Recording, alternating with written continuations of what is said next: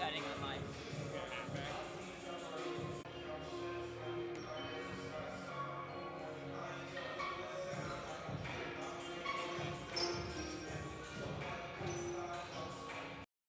Weights have been lifted. Sprints have been run. Preparation for today's game is history. It's time to get it done. You're listening on MichiganSportsRadio.com.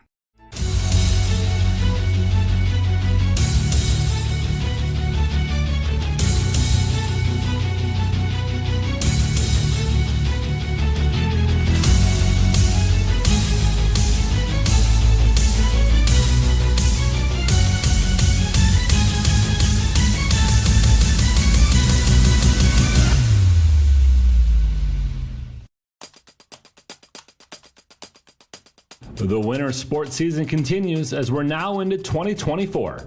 I'm John Ross, and this is This Week in High School Sports, powered by Michigan Student Aid. Happy New Year, and welcome back to the winter sports season. Believe it or not, our first basketball district games are just 7.5 weeks away. Let's take you through the rest of the hoop schedule so you know what to expect. And remember, this year the boys' finals will be played first, followed by the girls' finals. Boys districts will tip off February 26th, with district finals on March 1st. District assignments are already set, and the draw will be posted on February 18th. The regional round will be played March 5th and 7th, with the quarterfinals on Tuesday, March 12th. The Breslin Center in East Lansing will once again play host to the semifinal and final rounds. The semis are March 14th and 15th, with the finals on Saturday, March 16th. All quarterfinal and semifinal action will be streamed live on the NFHS network, and all four finals will air live on Valley Sports Detroit. Munising, Flint Beecher, Ferndale, and Cass Tech will all be looking to repeat as champions. On the girls' side, everything is 1 week later. So that means district play starts March 4th, regional play starts March 11th. The quarters are March 19th, and the semifinals and finals are March 21st, 22nd, and 23rd, also at the Breslin Center. Glen Lake, Hemlock, Lansing Catholic, and Rockford are your defending champs. In addition to the NFHS Network and Valley Sports Detroit, all semifinal and final games for both the boys and girls will also be available on the MHSAA Championship Radio Network. For scores, schedules, pairings, and more, be sure to check out MHSAA.com. It's time for Game Balls, when we highlight a trio of standout performances from over the break. First, Ludington's David Schillinger. He poured in 34 points in a 12-point win over Montague. In doing so, Schillinger becomes Ludington's all-time leading scorer, surpassing Mike Larson. Ortonville Brandon's Riley Abner also broke a school scoring mark.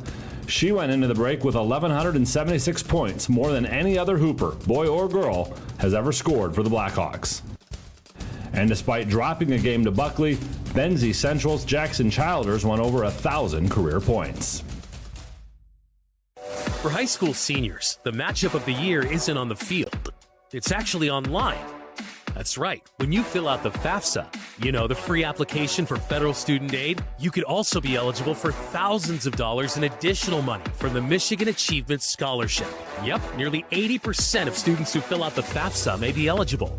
Now that's a matchup we can all root for. Get started today at michigan.gov/achievement. The Michigan Achievement Scholarship. It's a game changer.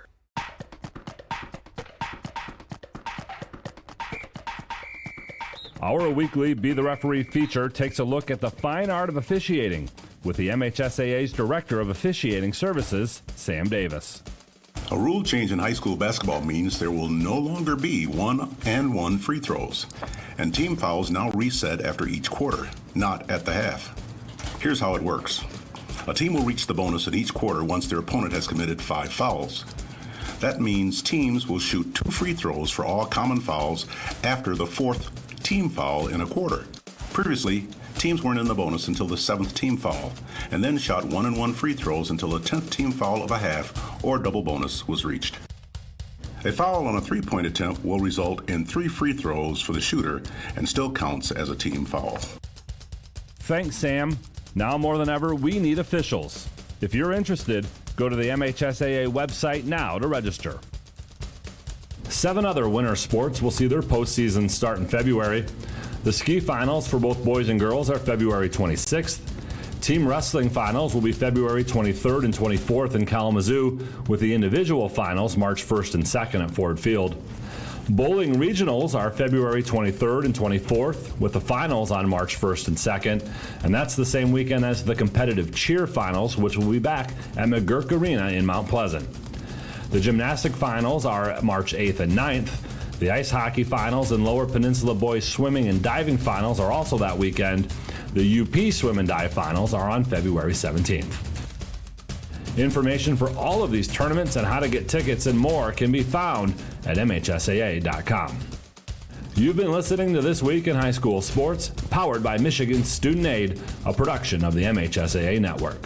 Thanks for joining us. I'm John Ross, and we'll be back next week.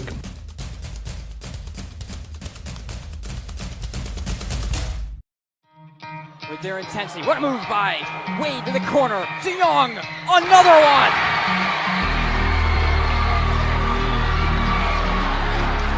DeVore regathers, takes it to the front of the net, and skies one behind Louiselle, and scores! 2-1 Grandville. Hello everyone, and welcome to the Breslin Center and game night on Michigan Sports Radio. Nate Dreyer, Chandler Timmer with you here.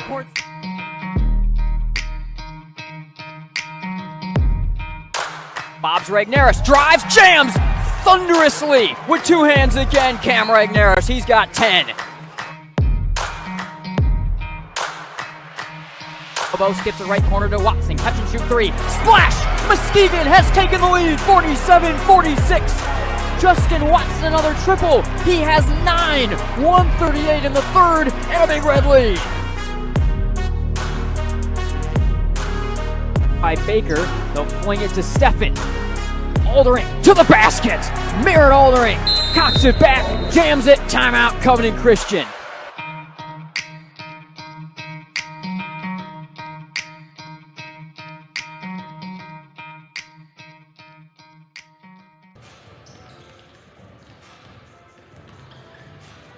And hello everyone, and welcome to game night on Michigan Sports Radio.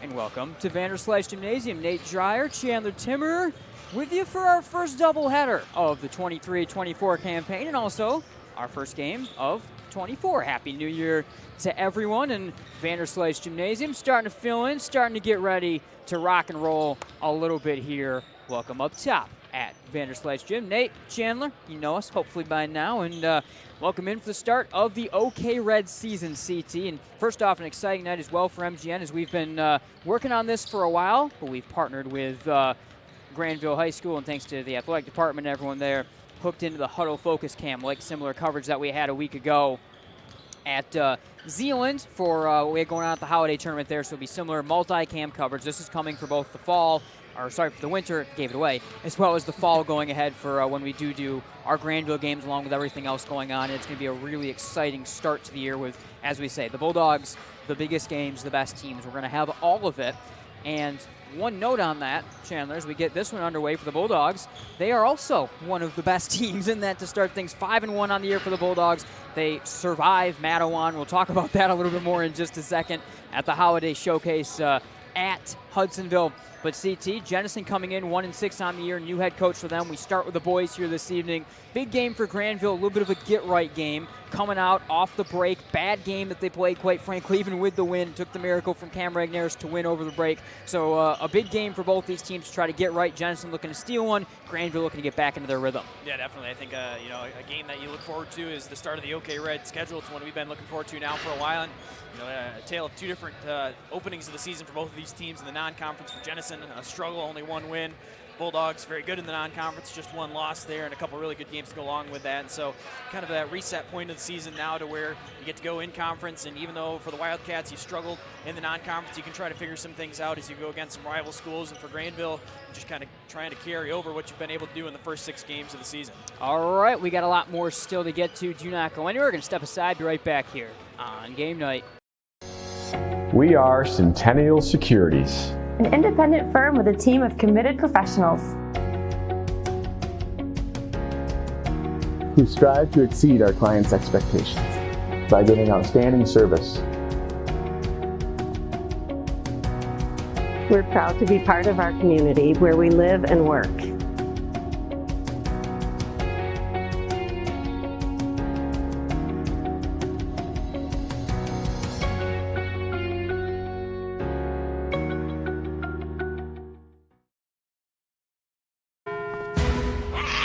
You can feel confident choosing Farmers, which means a black cat doesn't always spell bad news. What about a gang of them? Actually, a group of cats is called a clouder. Isn't that right, tough guy? We are farmers. Bum, bum, bum, bum, bum, bum.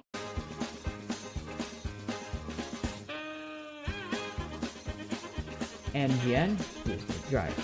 I am Chandler too. Oh, wow. We're going to leave this in. All right. This is staying in the show. He is Chandler Timmer. I am Nate Dryer. This is what happens when you work together for 6 years. The names are one. We're just one, yeah. Chandler Timmer, Nate Dryer. Chandler Timmer, Nate Dryer. Michigan Game Night, Tailgate Report. We clearly have to stop talking.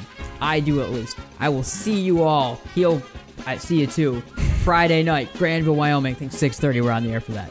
Goodbye. You like cartoons? This has our logo on the front, on the back.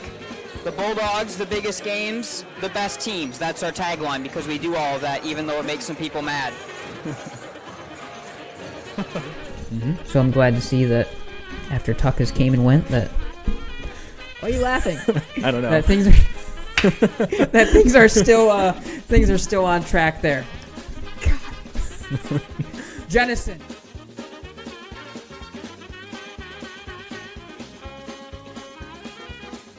Things that stand out.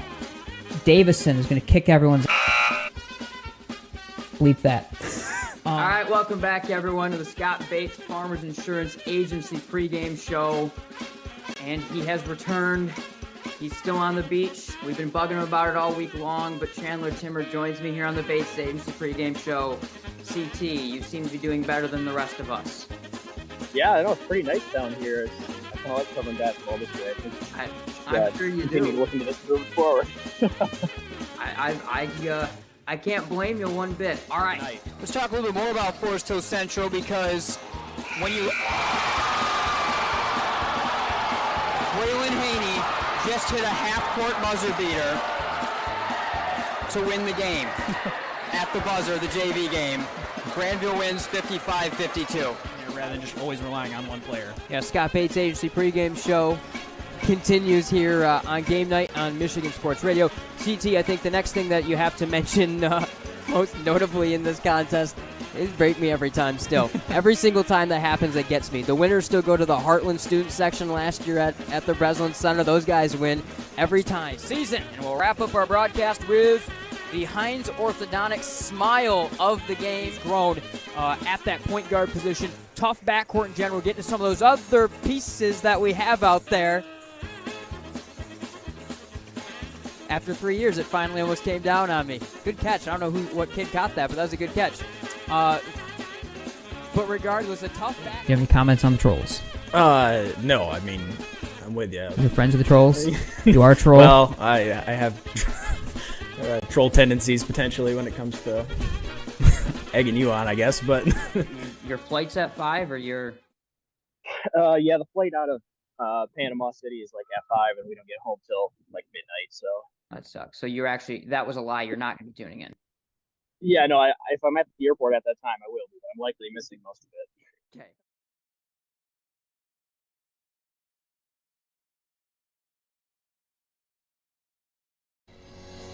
Okay. We are Centennial Securities, an independent firm with a team of committed professionals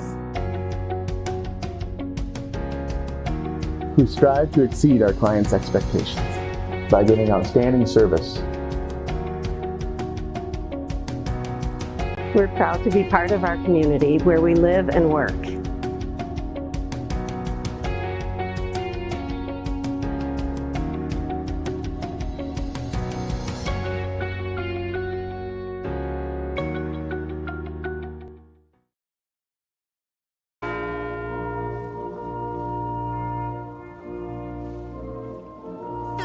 Upgrade to Music Jam's Premium to get uninterrupted listening on all your favorite tunes. Click here to start your 7-day free trial. If it's important, it's not worth compromising. Which is why with Farmers, you don't have to compromise quality to get great savings on your insurance. I got this. We are farmers. Bum, bum, bum, bum, bum, bum. Welcome back, Vanderslice Gymnasium. Nate Dreyer, Chandler Timmer with you here on MGN and Game Night on Michigan Sports Radio. Grandville, Jenison here this evening, doubleheader coverage. And by the way, as you can tell, we're splitting up our coverage tonight, as most of the Michigan Sports Radio Network is doing. We're going to have the boys' game first on this feed. Then you can go find the other feed that will have the girls' game. That should be set up on both the main MSR page as well as on our YouTube, on the MSR app, wherever you may typically try to listen. But Chandler, one of the first storylines in this game for certain for the Grandville Bulldogs, 46-45. They beat Mattawan last time out, but it certainly was not pretty. 0 of 15 shooting, I think it came to in the first quarter. The Bulldogs shut out in the first quarter. They were behind the whole time. Some foul trouble for Cam Regner's team, just couldn't shoot. It was your typical holiday tournament struggles on a Christmas break type game at the showcase at the beautiful new Hudsonville facility. As I was saying, that's the first time Aaron Cox is on the call. That's the first time I have ever watched Grandville play a sporting event, just as a fan, gone and watched them play, and I had to almost ban myself after 3 quarters. The shooting was going so poorly. But as you may know, the Bulldogs wound up winning. But in case you don't know how, here's a look at how, because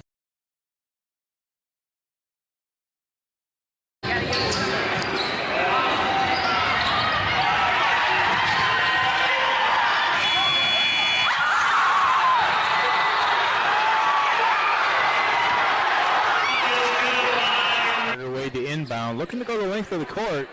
Long pass down here to Regnerus. It's knocked away. Shot is up. I think he got it. It's good. At the buzzer, Regnerus puts up a batted away ball and sinks it as the lights go on when the ball is in the air. And that's going to win it for the Bulldogs. 46-45. On a buzzer beater. Unbelievable finish. Both shots for each team were unbelievable at the end. I did not think he was going to get that off in time. Just as he left his hands, the light went on, went through, and it was good.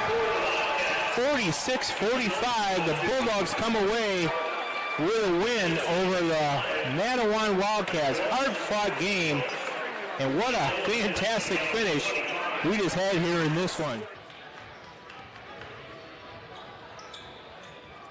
All right, so you see it, and again, I mean, we were kind of commenting off air that they had the huddle cam there in the gym on Ron Cox's broadcast on Michigan Sports Radio. It was such a hectic final play that the camera never even got settled on the right side of the floor. It was just kicked around. It wound up in the wrong hands. It somehow fell to Cam, and then he just flung it up there, put it off the back. When it was over, I was texting you, as our Instagram followers know. I was texting you and, said it's over. They've lost because, again, Mattawan scored 3 seconds to go on the other side of the floor, and then, well, son of a gun, Cam somehow pulls off. Let's talk about Cam Regnerus, though. On the whole, 15.1 points per game on the year. The 15 points against Mattawan. He's north of now almost 5 blocks per game on the year, north of 3 in the 4 range blocks per game on the year. I mean, it's been everything that we kind of thought Cam Regnerus could up his game to be after signing with Grand Valley, after adding former Michigan great John Teske to the coaching staff. All those things that we thought could really work out for Cam have this year, and I think if Grandville, they have a real chance to make a run at this OK Red.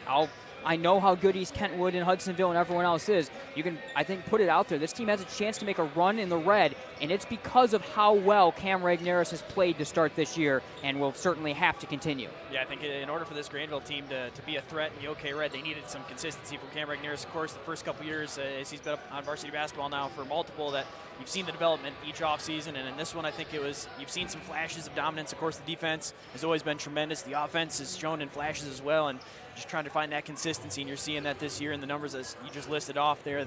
Some big performances on the offensive end. The blocks are up. Defense is still tremendous on the inside underneath the basket, and so night in and night out, when you then can surround Cam with some shooters on the offense and still rely on his defense, you're going to get that strong team performance. Grandville on the year averaging north of 52, nearly 53 points per game on the season. The second guy that you have to talk about is Colin Highboard. He was kind of slowed in that game against Mattawan, as almost anyone not named Cam Regneris was in what was just a sloppy, tough game for the Bulldogs. They found a way to win, but, I mean, Highboard, 11.3 points per game on the year, the 18 against Spring Lake, 18 against EGR. He's just had these games where the shooting touches look great. He's carried the way, did that against Byron Center as well. I mean, the X factor for the Bulldogs has been Colin Highboard. I mean, until that Mattawan game when he scored in double digits, Grandville won the game. It was that simple. The FHC game, he didn't score in double digits. They lost by a score. They wound up still finding a way to win against Mattawan in a sloppy game, but really the key throughout the conference season is going to be if Colin Highboard can hit 3 or 4 threes, can score in double digits, Grandville's probably going to win the basketball game. Yeah, they sure are. He's been a huge compliment to Cam Regneris as well, and you've got that inside punch with Cam, and then now Colin Highboard has been an elite shooter from beyond the arc and shown the confidence and the ability to knock down multiple threes, and you're exactly right. I think that double-digit mark is early trend for the Bulldogs, but when he's able to get there, able to make some big shots, gets going early on, Bulldogs offense looks like it's very confident, gets rolling. A bunch of guys step up along with that, but when you've got Colin Highboard leading the way, definitely helping this Bulldogs attack out. Jenison, a tough start to the year for them as we work our way through the Centennial Securities pregame show, get a little bit closer to tip-off here at Grandville, but this Jenison team 1-6 on the year. First-year head coach Ernie Paez comes in and now takes over at the helm of this team. 46.8 points per game on the year. They're giving up just shy of 55 on the season. But the question about the Wildcats really is what we don't know about them. In the past, or the way that they were built the last few seasons, we kind of knew how this team was going to look and how they were a tough team to play. They'd have kind of these little awkward matchup-y zones and different things that they'd be willing to throw at you. That's not necessarily there with this team this year quite as much. They still will show some of it. We're really going to be on the fly learning a little bit of what this basketball team is going to be and how they're going to try to play spoiler in the red this year. Yeah, the first chance to get to see this new look Wildcats team and what they're going to be the leaders for this team and who is going to step up in a game where their record not going to tell the full story for Jenison. They've had a couple one-point losses, some other close losses in there as well. And so even though it hasn't been a great start record-wise for Jenison, now they get to reset, get going into OK Red play, and their first chance to take on a quality team here in Grandville. All right, both teams getting back to their benches and getting ready for our national anthem player inductions. Grandville football head coach Eric Stiegel is on the public address again this evening, and we'll get ready to send it on down to him in just a moment to help take us to the anthem and take us to the start of the ball game. Grandville Jenison doubleheader tonight. Girls game with a really interesting one. Couple storylines. Jenison, of course, on the girls' side, winning the district, taking down Hudsonville for the first time in like a decade in district play, and a new look Grandville team under first-year head coach Mike Van Hecken. So let's send it on down to Coach Stiegel. Let's send it on down to the national anthem. Between the Jenison Wildcats and your Grandville Bulldogs. Before we start the game tonight, I'd like to invite everybody to stand. Gentlemen, please remove your caps and honor the flag.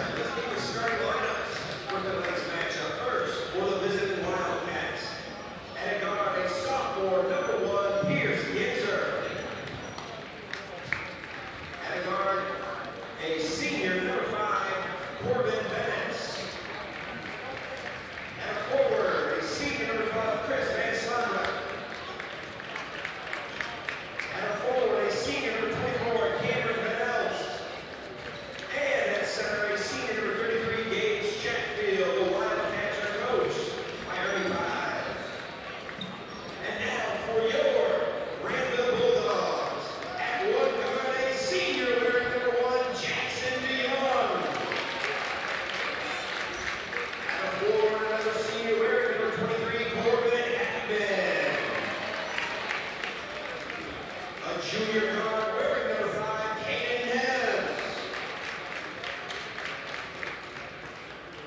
At the other 4, wearing number 33, a junior, Colin Hackmore. And the man in the middle for the Bulldogs, a senior, wearing number 12, Cameron Ramirez. The Dogs are coached by Desmond Young. All right, thanks to Coach Stiegel on the PA. Let's go. Nate Dreyer, Chandler Timmer with you again. And again, thanks Charlie Klein-Hexel, everyone at Grandville and their athletic department, along with the AV class for letting us kind of hack into their Ethernet feed a little bit as well to get on to the Huddle Cam and help bring you a little bit different look of coverage, a couple different camera angles we can go to and so forth as well, but in particular a little bit higher quality and on that Huddle Cam. So excited to be able to bring that to everyone starting this evening. Regneris with the jump on Chatfield, give about 4 inches to Cam, and we're just about ready to go.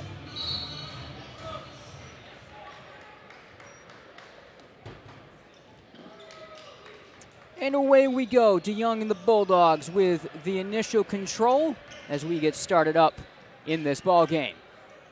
Neves on the wing, finding Hybor, that very, very critical wing player that we talked about in the pregame show for the Bulldogs. Neves again will get ready to work his way in, lost the handle, and it's Ginzer, the highly touted sophomore, finding Bennett's in the corner as Jenison off the steal will start their offensive possession. Good field to the feed to the big guy, Chatfield, turning the back on Regneris. Cam's got him locked up, but a good up and under finish for Chatfield, and Jenison draws first blood. Bulldogs first possession, never able to get it inside, just working around the perimeter. Eventually a turnover. Wildcats capitalizing, get a post touchdown from Chatfield.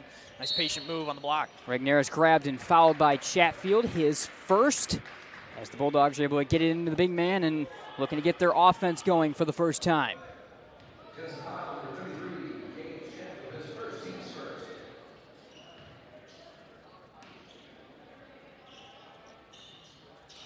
Corner, triple, Hybor, splash.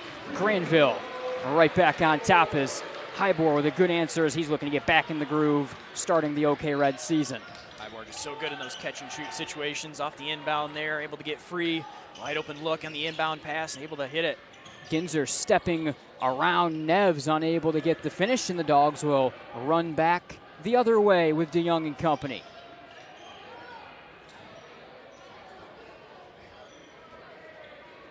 Neves poked and stolen, second steal of the game for the Wildcats, and Bennett. Van Slambrook feeding for the triple Van Elst. Can't get the rattle, Hybor rips down the board. Couple turnovers and a sloppy start for the Bulldogs, CT. Yeah, and the half-court offense really haven't been able to get much going offensively. A couple turnovers out on the perimeter. Active hands by the Wildcats reaching in there, but just not valuing the basketball for the Bulldogs on the outside. Neves, tough pull-up, can't knock that one down over top of Bennett. Nearly to the 2-minute mark, and slow start offensively for both so far in this one. Chatfield for the Wildcats with 2, and then the triple from Hybor a moment ago for the Bulldogs. Ginzer, 5'7" sophomore, highly touted baseball player, football player as well, up on the team as an underclassman, and it's the Bulldogs senior DeYoung that is tracking him down defensively early. Bulldogs get the switch, and now DeYoung keeps the defense on Bennett, but gets the call for the reach. First foul of the game on the Bulldogs, one on either team now with 5:45 in the first. As Bennett's looking to lower the shoulder there and try to drive past DeYoung. DeYoung just selling out, going to try to slap that one free. End up getting a piece of the arm as in doing so, reaching foul. 1 versus 1, Ginzer, DeYoung. Now it's Van Elst working to Van Slambrook. Neves picks up the defense on him. So much length for this Grandville team, again starting 4 players at 6'4" or taller in this lineup. Essentially 2 wings, 2 forwards, and the guard and DeYoung starting for the Bulldogs. Grandville in their patented man-to-man defensive look block from Hybor. Got twisted up there with Chatfield, and then got twisted up with himself. Just a sloppy start all around continuing. Yeah, neither team looking comfortable right now. Long possession for the Wildcats there. Eventually just a contested drive to the basket. Really wasn't much there to try to go up with. It's been the MO of the Wildcats the last couple years. When they've won games, they've kind of made it sloppy, made it tricky on you. And I think Coach Paez's team with a little bit of the same feel early. Regnerus finds Hybor just off the mark with that one. Good work by Cam through the harassment to even find the open man. Yeah, it's most basic form. That's kind of what the Bulldogs probably going to be looking to do quite a bit of. Get the ball down low to Regnerus, force the defense to send the double team. Triple try, rattles out for Van Alst off a pretty good look. Nevs and the Bulldogs to push. 4.5-minute mark of the first quarter coming up, and just one field goal for either team. Nevs trying to break that and does. Triple from the corner. And again, if Grandville's shooting the basketball, that's where they're going to win games. It's that simple. Yeah, Nev's another guy that's really been improving game by game. It seems like for the Bulldogs, numbers going up. The effort's been there all season long, but you start to see the chemistry between him and the rest of his teammates starting to grow. Shots starting to fall a little bit more too. Chatfield backing his way on Regnerus and getting the tough rattle. Chatfield all 4 for Jenison. Not many guys can give that shimmy and shoulder and score over Regnerus. He does it there. Nevs, by the way, 7.5 points per game on the year for the Bulldogs early on, and he's got it in the wing.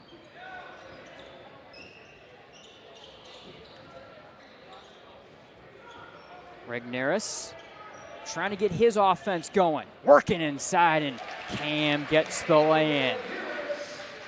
Early on, it had been Chatfield who'd been able to muscle Regnerus around a little bit down in the post. There, Regnerus getting really physical, going towards the basket. Gives him chest a little bit as he bumps into him. No call, though, and able to finish that one. Nice poke from DeYoung. He'll steal it away. DeYoung to the rack. Will get fouled by Bennett. It's been such a big part of Jackson DeYoung's game, and of course the 4 threes against Byron Center, a big part of it, but his defense this year has been so good, and he was good defensively off the bench last year, but he's been so improved defensively as well as a starter this year, and it's those sort of poking, stealing plays, getting extra possessions that have really been leading the way for DeYoung this year in his senior season. Yeah, it's been huge, and of course he's going to have some games where he shoots the basketball really well as that offensive explosion from beyond the arc, but when he continues to bring that defensive tenacity on that side, he's going to get the ball poked free, chase it down, have some opportunities in transition, just like he did right there.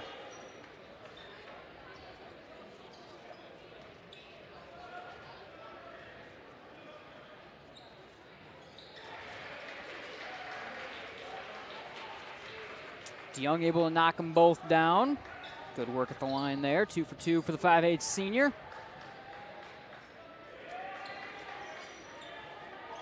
Fresh on the floor. Worked around up top here to Householder.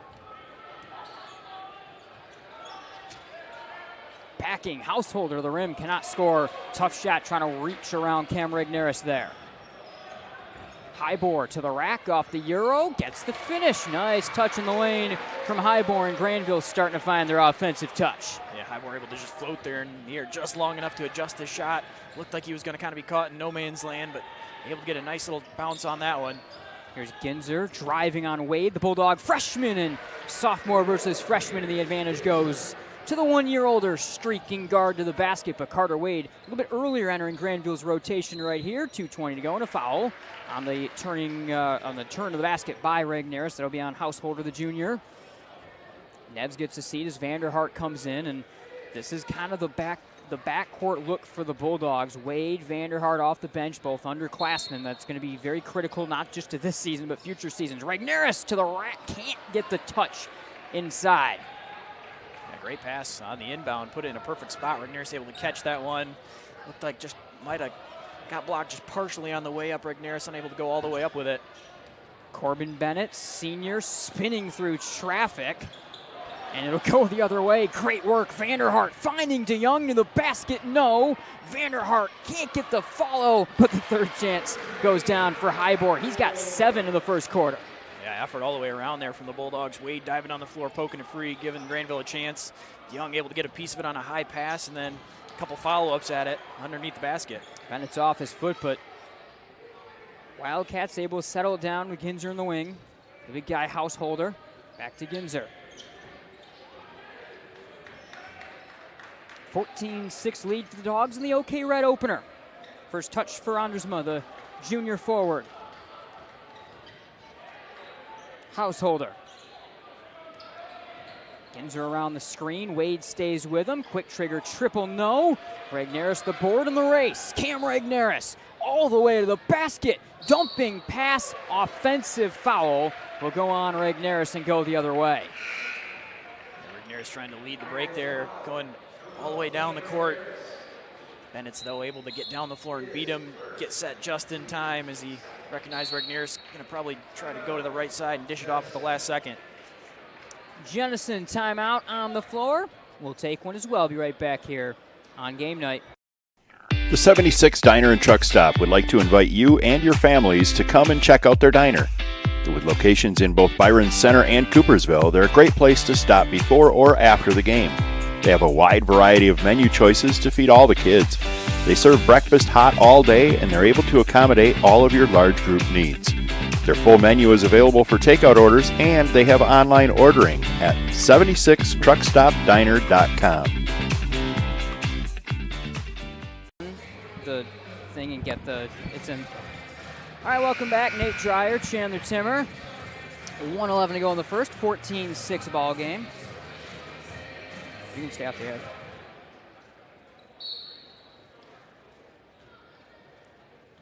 Jenison will take it over with Ginzer here as the Wildcats go to work out of the break. Finding Bennett's off a nice feed. They'll work it for the triple try. Off the mark. Hybor will take it for the Dogs. Wade will stare at it, and the freshman here will look to get things set. Handing off for Hybor. Postma. Hybor got some space. Can't quite knock that one down. He's so good on the catch and shoot. Just off the mark right there. I don't think there's anything more dangerous than when the big lanky wing is able to set his feet, get that quick fire off the turn. We've seen him hit that shot a lot. Another good look, and if he keeps getting those looks, that's exactly what Grandville wants. It's not like shots aren't going for him. Already 7 in the first quarter. Yeah, definitely. That's exactly what the Bulldogs are going to try to do more of in the half court, get him some open looks, even though that one a little off balance. Postma will race here onto Hybor.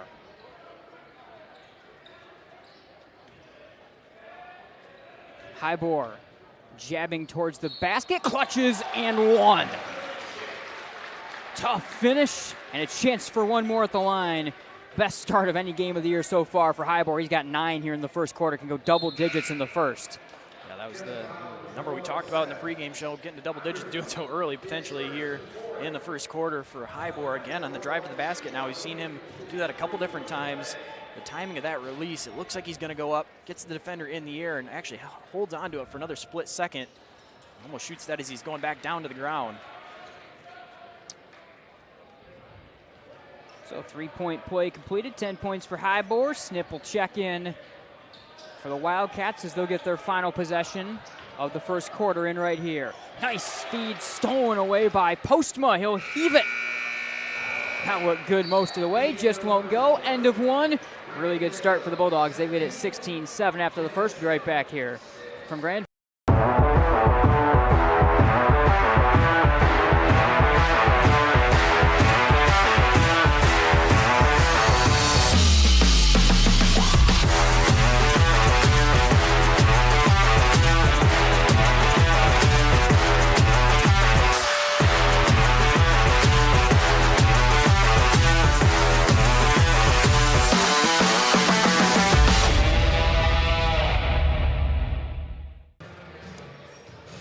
Cornerstone University. The professors are very open to helping whenever they can. Academic excellence, character-driven athletics, Christ-centered community involvement. Cornerstone has been a great opportunity for me to grow as a leader, just being able to approach people and be warm and welcoming and hospitable. Experience it for yourself. Attend a Golden Eagle Day at Cornerstone for a taste of campus life and the chance to meet faculty and staff. To arrange a visit for your high school junior or senior, go to cornerstone.edu. Cornerstone University. Build a life that matters.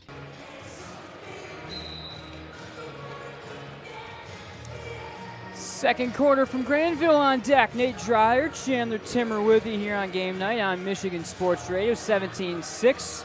Good start for the Bulldogs on both sides of the floor, CT, to begin their OK Red campaign.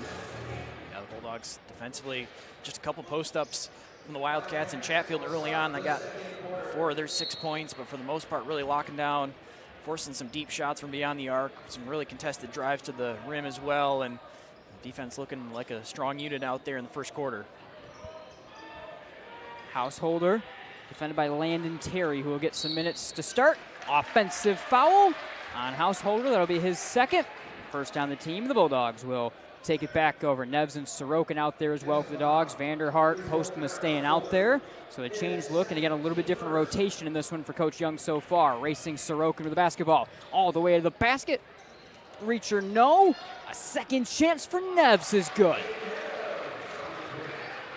Even though Sorokin unable to finish the lay-in, though, you can see the middle of the lane open up, and you like the aggressiveness there from your ball handler.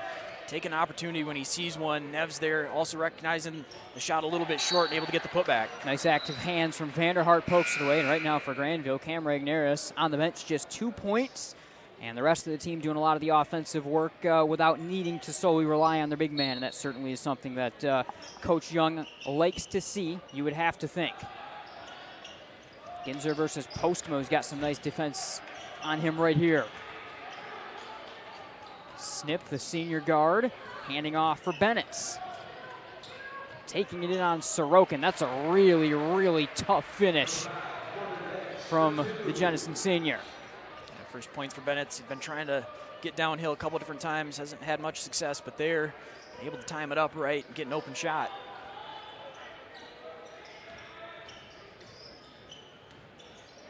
Neves dribbling into a shot. And Bennett's picking up the rebound. I don't think Coach Young was a big fan of that early shot selection from his wing. A triple from the wing. Then Slambrook is off the mark, and Neves will take it back for the Bulldogs. Minute and a half gone in the second. Vanderhart jabbing on Bennett. Terry with the mid-range. Neves, offensive foul on the Bulldog junior. Jenison takes over. And Neves with a pretty clear push off underneath on the left block. Weak side there, shoving the Wildcat defender underneath the basket, so you would have had an easy putback, and the official right there to call it. It's the first foul on Neves. Snip will back it out for the Wildcats. And Slambrook with Neves right in his pocket the whole time. Grandville defense suffocating every possession, trying to go to work with a tough hook that's off the mark as Householder. There has been no room to breathe for this Jenison offense all night so far. Yeah, doing much better on the post defensively as well. Regneris early on, now Terry as well holding his ground, not allowing that spin towards the basket. Sorokin putting some moves on. Into the triple, Postma off the mark. That was a nice looking setup. Senior can't just quite knock it down. 5.5 to go in the first half. Bulldogs have got the Wildcats doubled up here in the OK Red opener. Then Slambrook twisting through a pair of Bulldogs, and a reach will be the second foul of the quarter on the Dogs. Regneris will check in along with Chatfield, so the big guys for either team. End of their breather. Foul was on Vanderhart. He'll take a seat, and Corbin Heckman will check in his place. Corner triple, Bennett missed it all.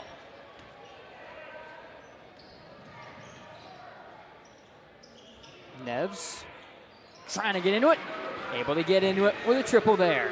Caden Neves now with 8 in the ball game. He's starting to find his offensive groove more. I mean, how much does Coach Young have to love to see that going in OK Red play? Yeah, definitely the shooting is starting to be there for Neves early on. Maybe some of the shots not falling that he normally hits, but now starting to see a couple of them go through. Tough one for Ginzer, shooting over top, and Neves right there had about a foot advantage on him defensively. Driving in Sorokin, and the foul will be on Ginzer, the sophomore. But I mean, going to the OK Red, Grandville opening up with Jenison, who started 1-6, and then they've got a one-loss West Ottawa team that's looked really good. Then at Rockford, and I mean, the OK Red is as tough as ever this year. East Kentwood, Hudsonville at the top are both realistically top 10 to 12 teams in the state this year. Grandville, I think, is going to start deserving some of that type of recognition soon with how they've started the season as Heckman's off the mark, but Regneris is able to save the ball. Then DeYoung saves it, then Cam saves it again, and now the Bulldogs will finally try to get in their offense against a swinging zone. Flying to the basket, Neves, the touching putback, no, but Caden gets a third chance at the ball until he loses it to Ginzer, and finally that sloppy possession that the Bulldogs are trying to end for about 20 seconds will come to an end. Had a couple different looks at it. Looked like you're almost going to turn it over. Neves, a couple really close opportunities, just not able to get it to drop. And Slambrook dribbling into space, but can't knock it down to the late arriving arm of Neves in the way. 4:15 and less in this first half. 22-8 lead for the Bulldogs. Grandville looking to go to 6-1 on the season if they do hang on and win this one here tonight. A very red-hot start, and a nice mid-range J goes down for Cam Regneris. It's that next little part of his game to unleash is that mid-range jumper, and how much more dangerous that make he in this offense when he starts hitting those. Yeah, and I think with the way this game started, an opportunity for him to kind of break some of that out in the game there. Nice catch and shoot. Knew right away he was going to go to it. No hesitation, showing off the mid-range jumper. Chatfield rolling to the basket, blocked by Regneris.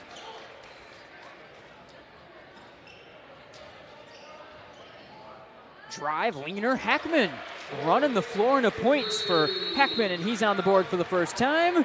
Jenison will call a timeout. 3.5 to go, second quarter. We're going to start.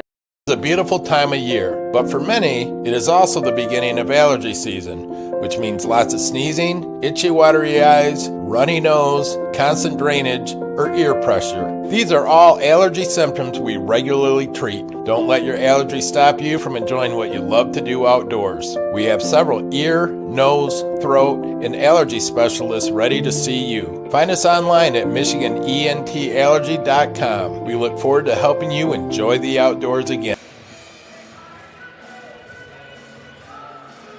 All right, Nate Chandler with you here on game night.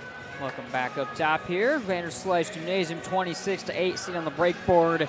Dominant performance both ends of the floor. Everyone getting into it offensively and defensively for the Bulldogs as well. That's been a really good start for this Grandville team, and defensively holding the Wildcats just 8 points as we're halfway through the second quarter now. It's been really difficult for the Wildcats to get anything going offensively. Shots starting to fall for multiple guys. Neves there, Heckman just running the break a little bit as well. Highbor with 10 points in the first quarter, so things going really well for the Bulldogs right now. And going well for the Bulldogs, also a welcome sight after the slop fest that it was for this team, quite frankly, at that Hudsonville Showcase game they played last time out. I think the official number was 0 of 15 shooting in the first quarter in that game. The offense after that never got going.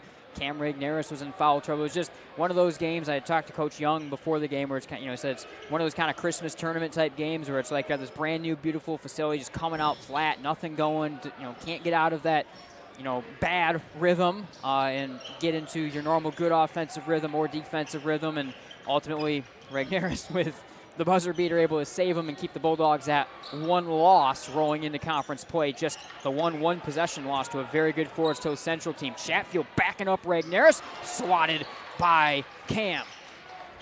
Both of those guys, by the way, battling the paint, going to be playing for Grand Valley next year. One on the football field, and of course Cam here on the hardwood. Nice move from Sorokin. Cam's jam gets rejected by the rim, and Jenison will take it back over. Regneris with a shot at it right there. Saw it the whole way off the miss from Sorokin. Trying to slam that one back down, but lost the handle just a little bit. Otherwise would have had a major highlight reel right there, but just out of his hands and out of bounds.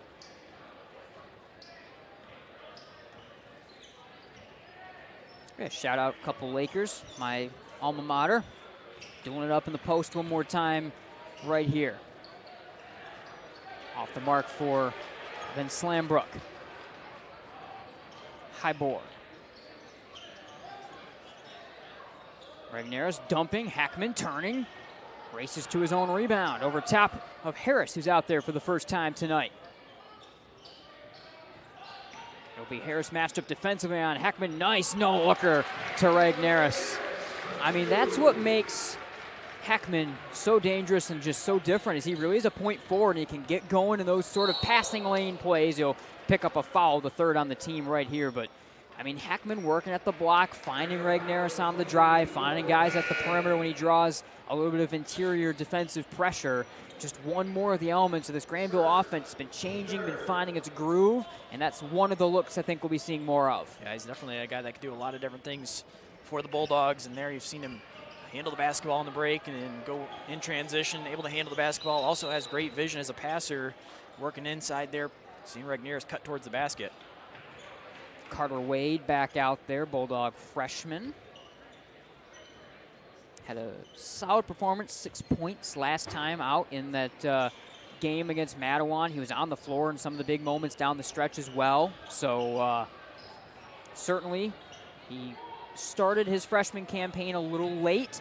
Came in kind of the second week of the season, realistically, third week of the season, and has been trying to find his rhythm, increasing minutes, and we've seen the talent and definitely an endless amount of confidence for the freshman, which I think is something really good to see, that you don't have to teach the freshman to be confident right away stepping into the varsity game, and he seems to be up to the task of playing at the varsity speed as well.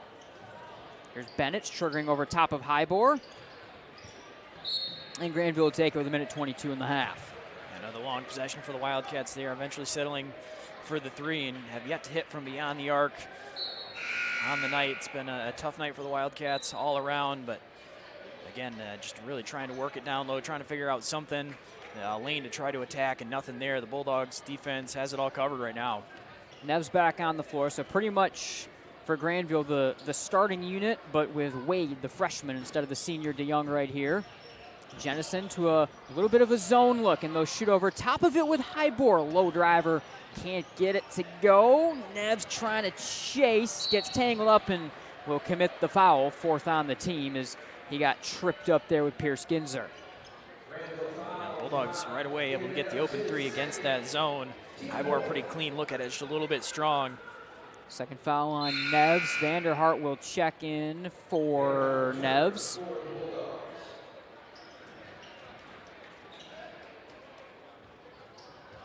Jenison, one away from shooting some free throws right here as we are down to the final 60 seconds of the first half. 20-point lead for the Bulldogs. Right now holding the Wildcats to single digits in the first half of play. Here's Malachi Harris for Vince Slambrook.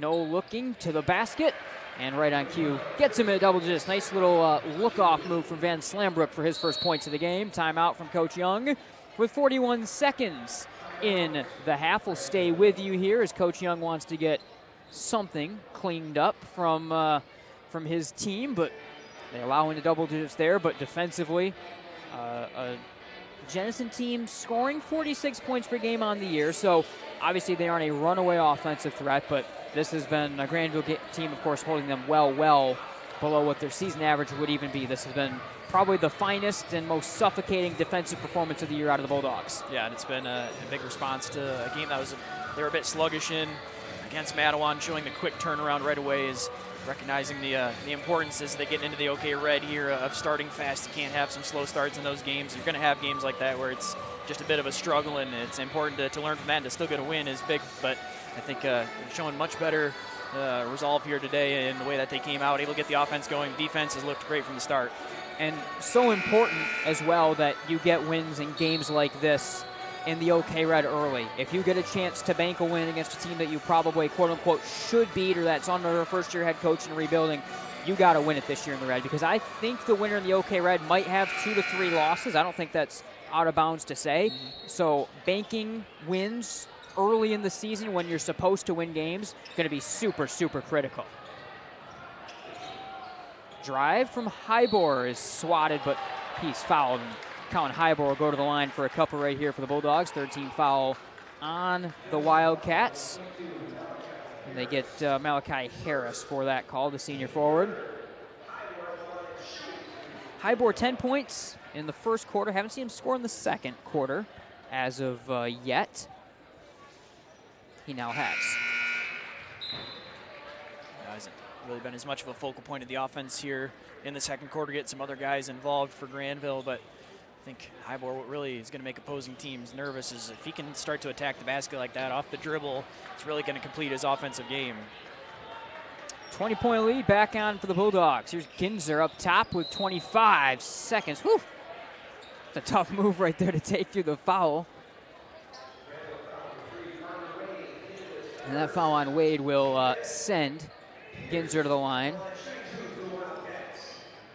Like I said, he's one of the best athletes, I'd say, probably in the school with his kind of baseball and football background. That trying to do a splits maneuver right there as I got taken out would probably kill me. I don't know if I would have actually survived that. It would have been painful, no doubt.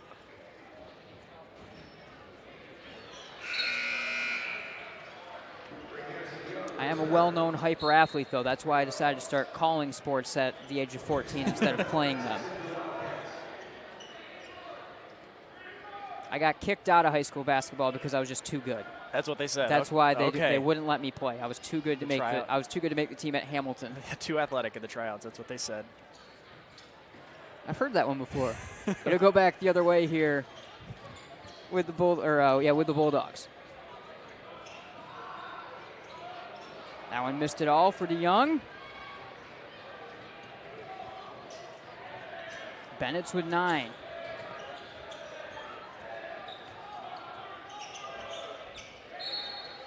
Stays with Wildcats with just under 3 seconds. They'll get one last inbound before the end of this half.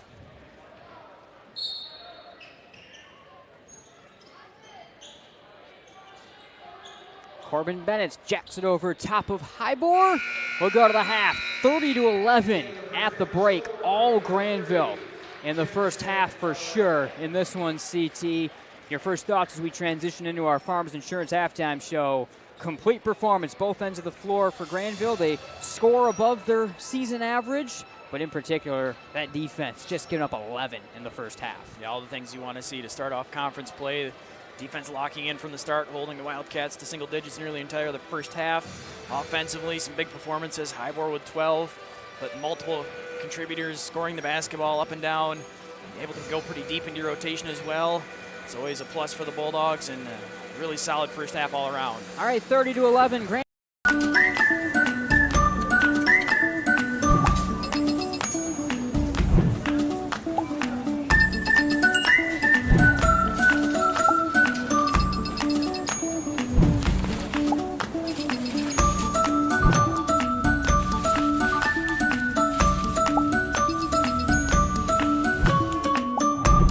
What would you do with some extra time?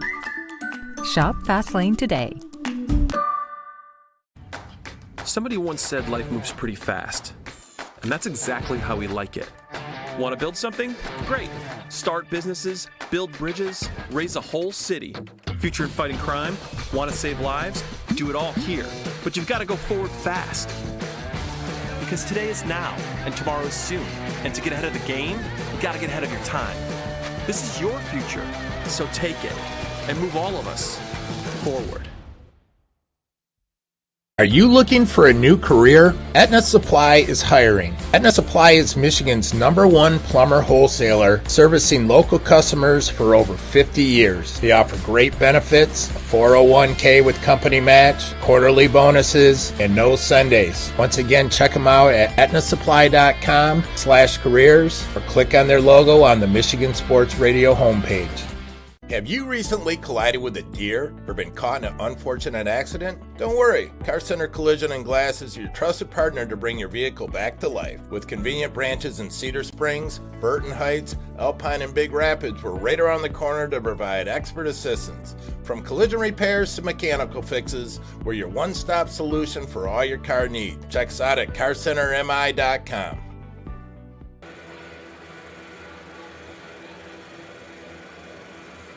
All right, welcome back at the half. Nate Dreyer, Chandler Timmer here on Game Night on Michigan Sports Radio. This is our Farmers Insurance halftime show. Jenison girls out there warming up, the reigning district champions, getting ready for their game later on this evening. Of course, OK Red, a little different this year how we're doing some things, by the way. Tuesday nights, also double headers. Girls play first at 5:30, and then the boys in the OK Red. There's just different stuff going on. And every conference, we're planning on being at Zeeland next Friday. I think that's boys second for Zeeland East, Zeeland West there. So putting all of those things together, so it's you have to kind of find out day of what time is who actually playing, what's going on. But it will be interesting, the OK Red, to see some of these Tuesday doubleheaders as well. We will be at West Otto for both of those games next Tuesday as well. We'll be debuting a little bit of some updates to our in the booth enhanced radio coverage as well. So make sure you check that out on Tuesday. 30-11 at the break in this one. And Chandler, if you can run through our scoring, please. All right, we'll start on the Jenison side. Chatfield led the Wildcats with 4 points. Kinzer with 3. Bennett and Vince Lambrook both with 2 points. For the Bulldogs, leading scorer and outscoring the Wildcats by himself, Colin Hybor had 12 points. Caden Neves, 8. Greg Nearest had 6 points, and then Corbin Heckman and Jackson DeYoung each had 2. All right, well, welcome you up top right here. We're both feeling kind of lazy. We're gonna sit down for this next conversation. But again, I mean, we talk about the defense of Grandville. The main thing that stands out is Cam Regners wound up with 6 points still, but it was how everyone was scoring. Neves with 8, obviously, like you said, Hybor having 12 for the Bulldogs. Heckman with some good offensive plays. DeYoung got something at the line as well. I'm assuming the second half we'll see more of Sorokin and Wade and the rest of the guards get into things as well offensively. I think that's a big thing in terms of where we're at right now in this ball game for Grandville, is if they're able to continue to get the offense to be not just centered around Cam Regneris, that's where they get dangerous. Yeah, it sure is, and I think you're starting to see the depth of the scoring. It's something we saw in the non-conference, and it's good to see that carry over now into the OK Red. Of course, Hybor has been an elite scorer for the Bulldogs early on. He picks up right away, gets to double digits in the first quarter. Didn't really have to rely on him too much into the second. And then Regneris, somewhat quieter with 6 points, but he was able to find some time on the bench there and get a little rest. That's something hasn't been able to do a ton of. He's been playing a lot of minutes, and so with a big lead for the Bulldogs, able to get him some rest and go pretty deep into the rotation. But it really didn't lose much in terms of scoring. A lot of guys picking it up. Neves with a couple threes in there as well. Heckman, as you said, with some offensive plays, dishing the basketball and handling it as well. And so kind of seeing that deep rotation of guys. I always thank Farmers Insurance, Centennial Securities for helping present game night on Michigan Sports Radio. Remember, full night, we do have both halves of the doubleheaders. We're doing separate coverage. A couple different reasons why we're doing that tonight. We should be back to the normal, both games on one stream, but we've got the boys stream now, and then the girls stream should work, on both YouTube and on our Michigan Sports Radio pages, however you may normally like to tune in. So all that should work. Girls game will be coming up next as a new look Bulldogs team. First year head coach Mike Van Hacken, well-traveled head coach, comes from a basketball family that certainly knows what they're doing as well, taking over the Grandville side this year, and then Jenison, the team that are the reigning district champions and the first to knock off Hudsonville in a district last year. We were there on game night for the first time in nearly a decade. So that game coming up tonight on the second stream that you will see of that as well. So make sure you stay tuned for that. We've got a lot more still to get to. We'll be right back here on our Farmers. Looking for a great place to buy a used truck or car? Check out Extreme Truck and Auto Center, located at 1098 O'Malley Drive in Coopersville. They have a huge selection of trucks, cars, vans, and SUVs. Stop by their lot or give them a call at 616-384-3777. You can check out their inventory at xtacenter.com. Michigan hearing experts sell and service several brands of hearing aids. Are you having trouble having a conversation or unable to hear the latest play of the game? We perform comprehensive hearing exams and use real ear measurements to ensure optimal functioning hearing aids for your unique needs. Our highly trained doctors of audiology are dedicated to helping you reconnect with your world. Visit MichiganHearingExperts.com to find a location near you and take the first step towards better hearing with Michigan Hearing Expert. Cornerstone University. The professors are very open to helping whenever they can. Academic excellence, character-driven athletics, Christ-centered community involvement. Cornerstone has been a great opportunity for me to grow as a leader, just being able to approach people and be warm and welcoming and hospitable. Experience it for yourself. Attend a Golden Eagle Day at Cornerstone for a taste of campus life and the chance to meet faculty and staff. To arrange a visit for your high school junior or senior, go to cornerstone.edu. Cornerstone University. Build a life that matters.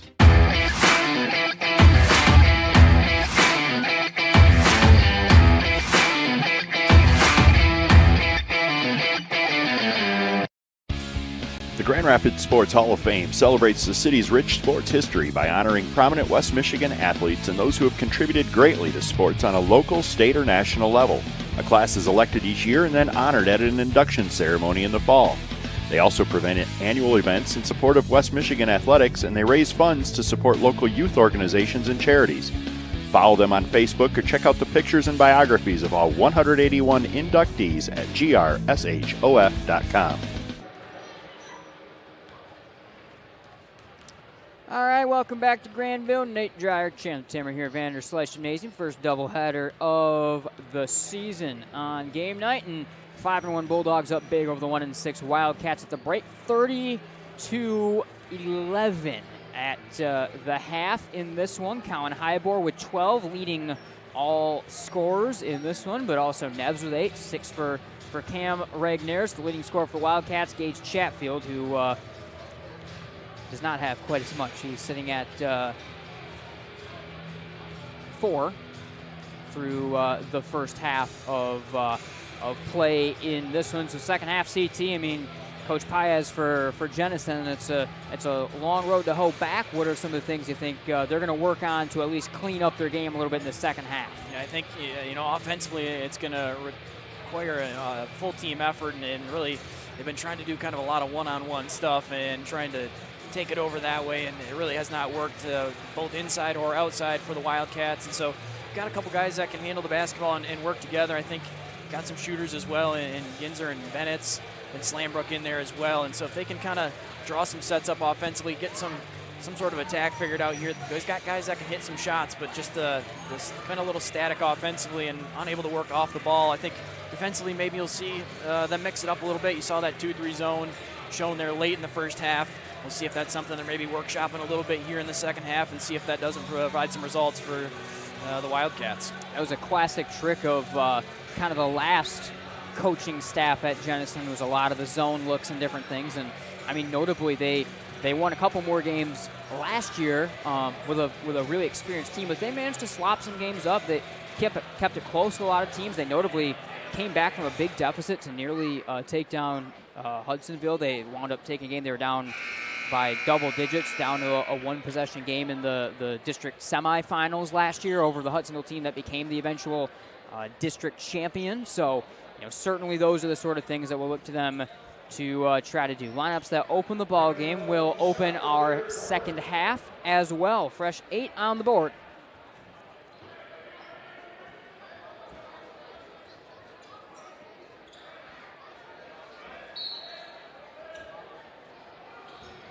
Jackson DeYoung will start it up here for the Bulldogs. Swung Neves by Heckman. Deep triple, and the Bulldogs start off right where they left off. Now right away, the Wildcats showing some extended pressure there off the inbound pass.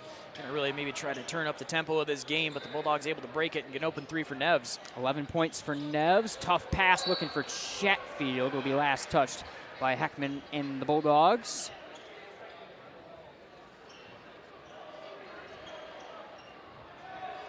Head coach Desmond Young, guy that values defense for Grandville more than anything else. Probably the happiest he's been with his team all year on that behalf. Chatfield going to work on Regnerus, and Chatfield able to get the tough finish. He's now got 6 for the future Grand Valley State defensive lineman, 245 pounds, and that's his one advantage on Cam, is a little bit of muscle inside. Cam finding Hybor out of the corner. Another 3 goes for the Bulldogs. Hybor had to reset on that one from the left corner. Initially had to take that dribble as the catch not quite clean. Good answer from Vince Slambrook as Jenison running the floor a little bit and getting the 2. Have nothing else. The Jenison offense, a couple quick buckets, their best offensive back-to-back possessions of the night. Regnerus fouled there by Van Elst. First foul of the quarter. First foul on Van Elst in the ball game for Coach Paez's team.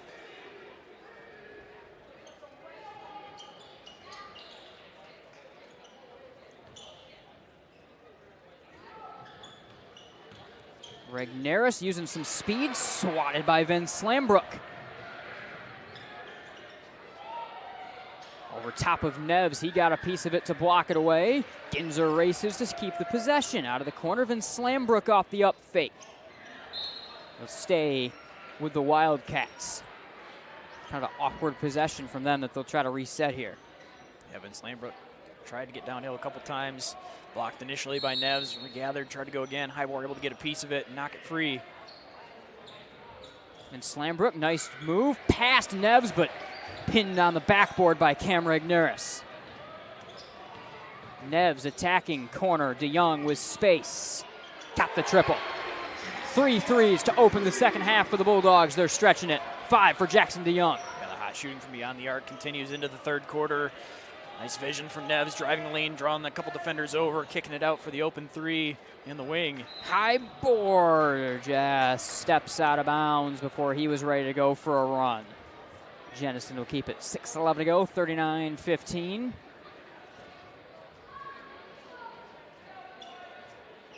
Bulldogs sure wish they had a little bit of this shooting versus Mattawan last time out. Would have probably made their lives a little bit easier rather than the way that things worked out in the end. Bennett's triple off the mark.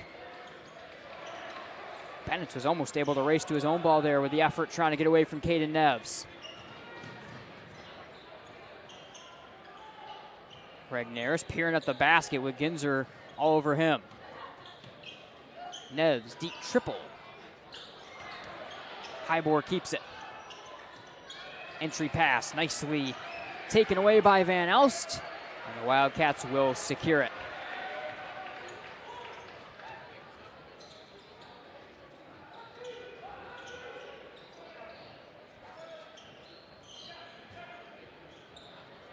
Chatfield versus Regnerus again. Backing his way to the basket, and the big guy gets the finish. Been by far the most effective part of this offense for Wildcats, as Chatfield's got 8 of their 17. Yeah, he's been able to get it going. They had 4 points in the first quarter, now has 4 again here in the third. Turning shot in the lane, just falling off from Hybor. Good work to create his own shot, but just can't finish it off. Hybor active hands, but he'll stay with the Cats up top. Triple misses for Van Elst. Grandville takes it with Regnerus boxing out Chatfield. Householder will come in. They'll kind of go with 2 bigs right here. Both Chatfield and Householder listed as centers. They each 6'4". Will stay out there for Coach Paez. There'll be a little bit of full court pressure being shown by the Wildcats. Carter Wade, Bulldog freshman, back in, jumping for Hybor. Reaching corner, Hackman back to Wade. Give and go, some space for the freshman. Unable to keep the 3-party going there. A deep 3 from Wade. He thought about it. The defender going underneath the screen set. Wade sizing it up. Decided he had enough time and space to shoot that one. Swatted by Cam Regnerus. There are so many plays that he just seems completely down and out of. He's at the other wing. The offensive player's at the block, and he gets there and he swats it 2 rows deep. Yeah, he knows exactly how much ground he can cover. He's just lurking there when you can see the opposing teams all the time driving there. They think they've got an easy lay-in. Before you know it, Regnerus is blocking that one into the stands. And Slambrook able to settle this one down.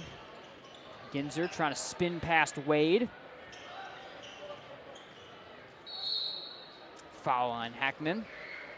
Interesting watching Pierce Ginzer and Carter Wade, a couple guys, sophomore Ginzer, freshman Wade, that we're going to look at for at least the next 3 years right here, are going to be faced up against each other. I was going to say faced up against each other in the OK Red, but conferences are changing in basketball. Never mind. Maybe they'll see each other. They're backyard neighbors, these teams. Maybe they'll play some non-conference games going ahead.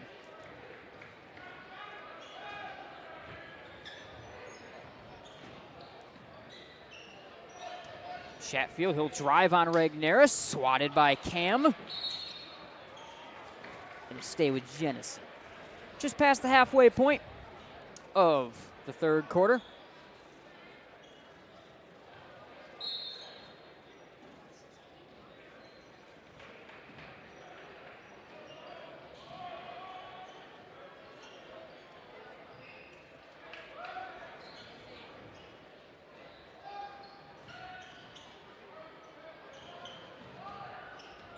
Then Slambrook. Neves racing to him. Unable to get the touch on the quick trigger shot. Wildcats still not made a 3 on the night. They've been really struggling from beyond the arc, partially due to the Bulldogs' defense, really extending the defense all the way out to the perimeter, but also they've had some open looks and just have not hit them. Sort of defensive look when you think about the OK Red. Nice reach from Cam Regnerus, able to get the finish. Cam now they put. My point was when you think of a team like Rockford, as of course likes to shoot a lot of 3-point balls, when your man-to-man defense looks this good extending to the perimeter, I think that's a good feeling for Grandville. Something they're looking for is if we can lock down the perimeter. When you think of some of these teams, like I said, Rockford, West Ottawa, even Hudsonville, of course, likes to shoot as well as a guy like Shamrock. Well, Shamrock can drive too. He can do it all. But when you look at some of those teams, I think it certainly is a good thing to have in your back pocket, to have a defense that can guard the perimeter as well as the Dogs have tonight. The lefty Ginzer is off the mark with that one. Board staying with Householder. We'll get the finish over top of Cam Regnerus. Householder able to get on the board there. His first points off the offensive glass. Strong rebound. Had to muscle up as well against Regnerus. Tough, but able to get one drop in. Wade turning. That's a nice finish from the freshman. He shows us flashes as a freshman, getting up to varsity speed and getting up to things. He just shows you flashes where you know he's going to be a special player. There's nothing more to say. Yeah, you definitely can see what the coaches are seeing in practice, and they're able to create his own shot. That one turned over. Dogs will take it back.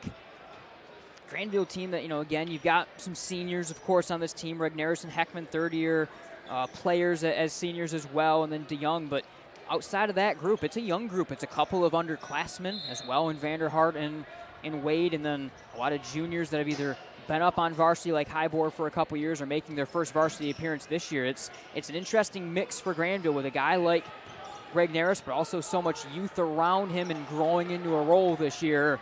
It's going to be just like we said.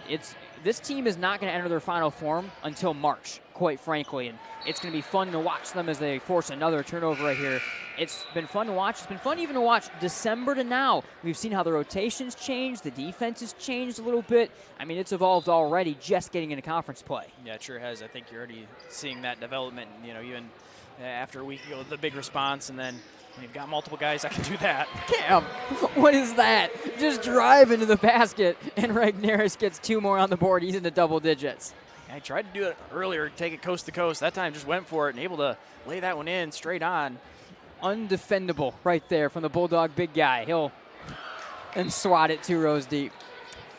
He's a special player. He is. He's been racking up the blocks. Curious to see the official number on that. He's been getting a piece of pretty much everything here in the second half. It feels like any shot that goes up in the paint close to the basket's been getting deflected. I'd argue the first couple games of the year, I think the official numbers cheated him on some of the stats. I'm hoping that gets caught up as we get throughout the rest of the season, because he had a couple games that he clearly had like 5 to 8 block games that he had like 3 on the official ledger.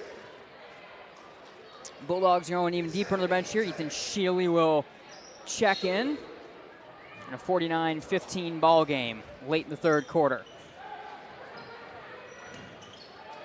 MGN call-in show coming up. Make sure you call in. I think my number's just on the website. If you want to call in, be a part of the broadcast for the second half. Nice move from Wade to the basket as he shows it off again off the drive. Again, if Grandville's going to win the OK Red, if they're going to compete in the OK Red, if they're going to make a run in one of the most difficult districts in the state, number 3 is going to be very, very critical in that, I think. Yeah, and he continues to reward the Bulldogs for giving him extended minutes, giving him a chance to handle the basketball as well. Nice move from Bennett. Can't score off whipping the hands free, but he'll go to the line on the second chance. Good work by the senior to stay with it, and he'll go to the stripe. Yeah, the mark of a good defensive coach there. He's given up 20 points through nearly 3 quarters, and Coach Young still upset with the defense right there, giving up an offensive rebound and a second chance look, getting some free throw shots. Still trying to coach his defense up.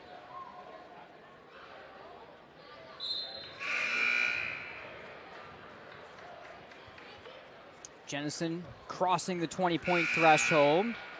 Gibby Connolly and Xander Sorokin in as Wade and Regnerus will take a seat.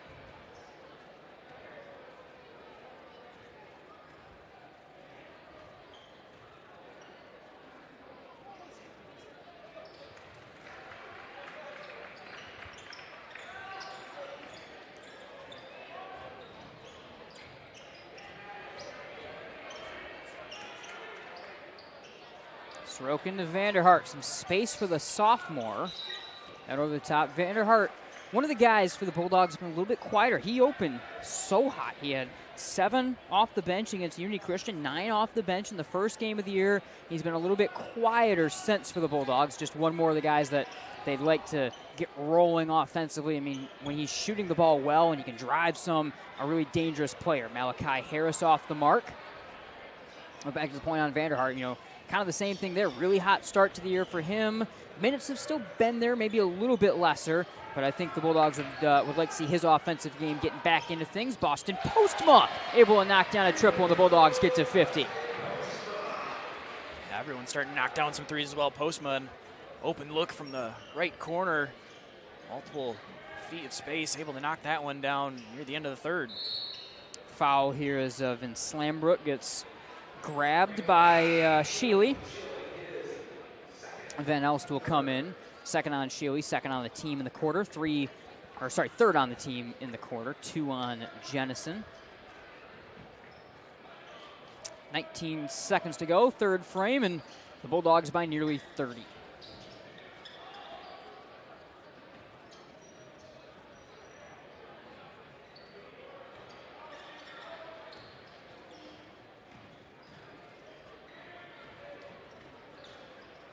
Nice steal from Sorokin, goes behind the back as well. Sorokin gets stripped. It winds up with Connolly, and he winds up scoring at the buzzer. Out of all that, the Bulldogs get points, and we'll step aside, be right back here from Vanderslice Gymnasium.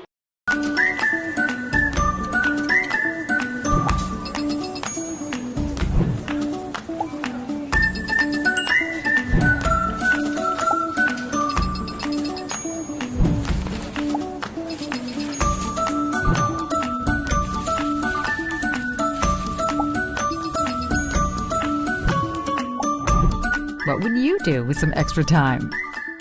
Shop Fastlane today. Somebody once said life moves pretty fast, and that's exactly how we like it. Want to build something? Great. Start businesses, build bridges, raise a whole city. Future in fighting crime? Want to save lives? Do it all here. But you've got to go forward fast. Because today is now, and tomorrow is soon. And to get ahead of the game, you got to get ahead of your time. This is your future, so take it and move all of us forward.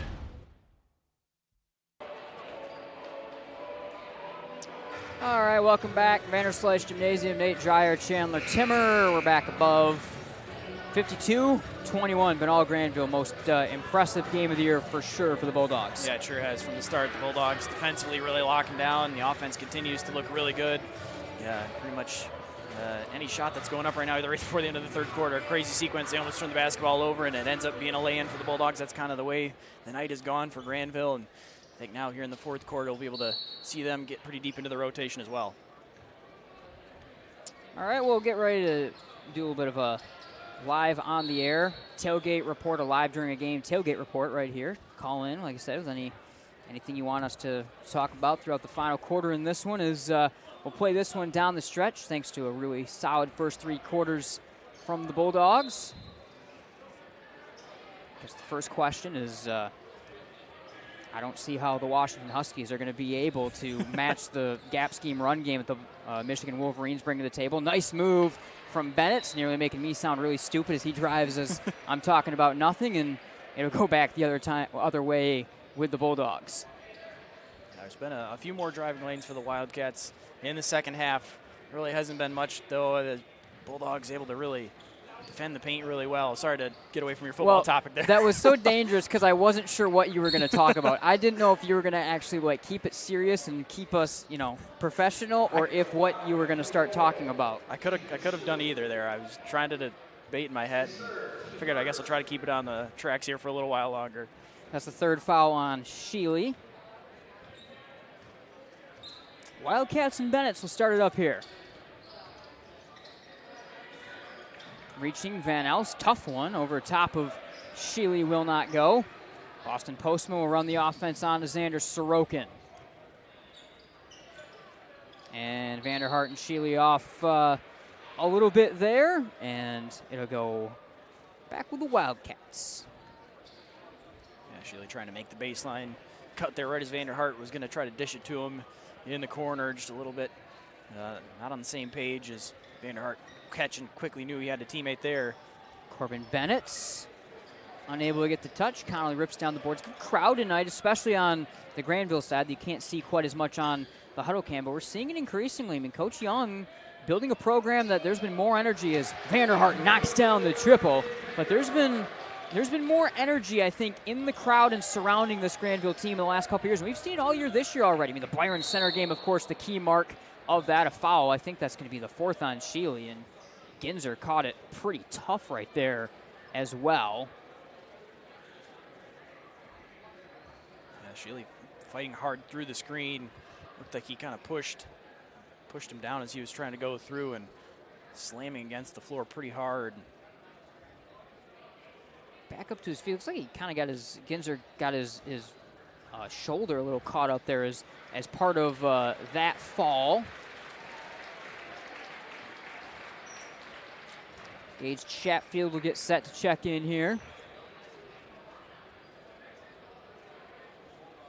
I don't quite know. Obviously, we have the injury time. I don't know what the officials were talking about. Are they potentially assessing something stronger, or is it going both directions? I'm not 100% sure. We'll have an intentional foul called on Sheely. So his fourth is an intentional foul and be 2 shots at the line. I don't know where I saw an intentional foul in that, but that's what will get called. Yeah, it looked like Sheely trying to just kind of play physical and fight through the screen there. There was a bit of a shove towards the end of it. I think not nearly, he wasn't looking for a shove as violent as what it ended up being, as Ginzer able to hit the ground pretty hard and really wasn't able to brace himself.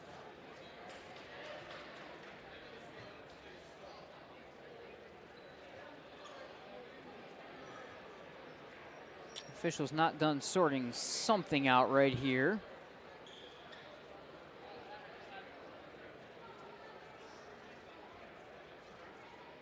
Yeah, so obviously, Michigan likes to sit back in that shell zone defensively. When you think about what Michael Penix brings to the table, it's throwing into the second level of the defense that is such a critical part of what they want to bring to the table. We're still waiting here on what exactly we have coming on the floor. 6.5 minutes to go in this one. Coach Paez and company are getting the word. I don't know if they're trying to figure out who the shooter's going to be potentially on this one. Yeah, it looks like trying to clarify something on the Jenison side of things as to whether it was the substitution or, yeah, exactly who's going to be shooting the basketball here for the free throws, as Ginzer's going to be on the bench. We got Hope basketball JV coach, former head coach of the Grandville Bulldogs, Ryan Klingler down there helping out on the table tonight as well, alongside Grandville head football coach Eric Stiegel.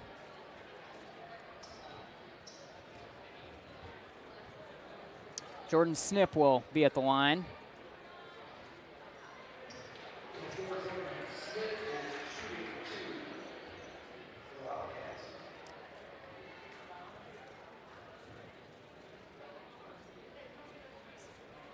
Snip unable to get either of those to go. Again, thanks for tuning in tonight here on Game Night on Michigan Sports Radio. Thanks to Farmers Insurance, Centennial Security. See them rotating on your scoreboard at the bottom of the screen all night long. Big night on Michigan Sports Radio as well. A lot of big games. I mean, notably, the OK Gold Conference Championship Part 1. South Christian Catholic Central at South Christian with our Bob Sack on the call. So make sure you check that out as if you aren't already. Nice reacher from Snip will put Jenison back on the board.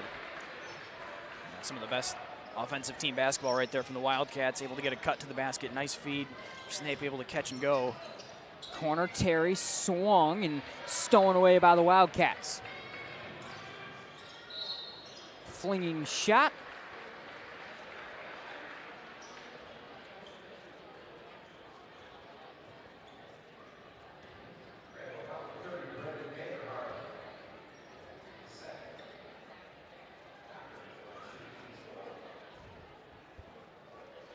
One goes down. We don't have a official roster number for 15 for Jenison.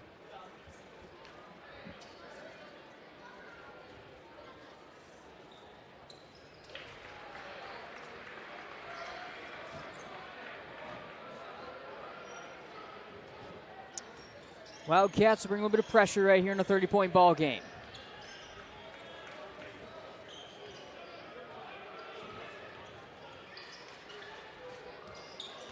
Vanderhart, nice move, and the sophomore whips the hands free to the basket. Yeah, nice move there, a little jab step, right, go back to the left. Able to get past his defender. Nice 5 points from him here in the fourth. Chatfield versus Landon Terry. Bullies his way to the basket. He'll get a second chance. Can't score on that one, and the rebound initially down to Alex Perry. He'll whip it away, and he'll get fouled first of the quarter on the Wildcats. And it looks like the Cats will get ready to clear their bench a little bit right here as well with 5.5 to go. Chatfield, a couple looks at it, trying to move around and maneuver underneath the basket.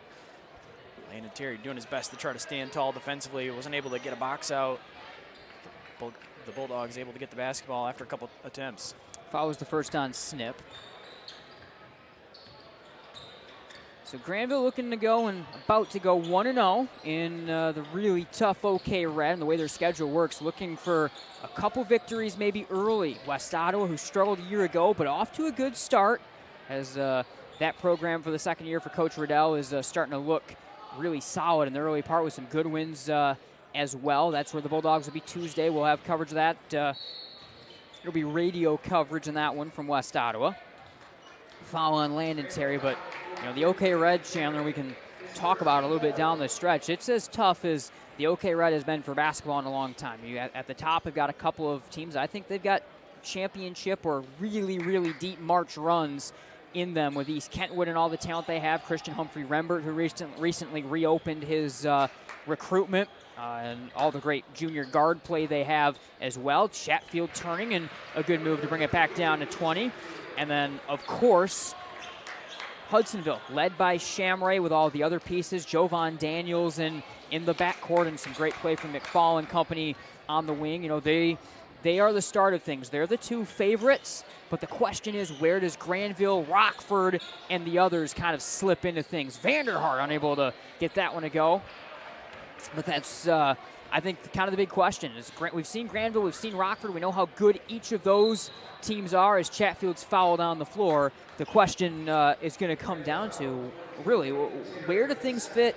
Are Hudsonville and East Kentwood as good as we think? Where does everyone else fit in? It's some fascinating questions to answer, and we'll get to answer them by the midpoint of this month, hopefully. Yeah, I think we're getting close to being able to see some of those games play out, and I think it's the old cliche in the OK Red, and really in both basketball and football, that you can't really overlook anyone, and that's really true. I mean, this Jenison team, suffering the loss here tonight, and probably going to have some struggles throughout the course of the season. But the OK Red, so many good teams, and really, from top to bottom, a lot of quality opponents that the Bulldogs will be going up against. And so just kind of know the teams at the top, and East Kentwood and Hudsonville. And I think we've seen Rockford and now this Grandville team as well, showing that they're capable of, when they play their best, they can take down pretty much anyone as well. And so I think you're going to see a lot of really good games, going to see some really good competition at the top of the OK Red, and a conference that in the past has been very top-heavy with a couple teams that you kind of know from the start are going to be there. I think there's a handful of teams that all realistically have a chance.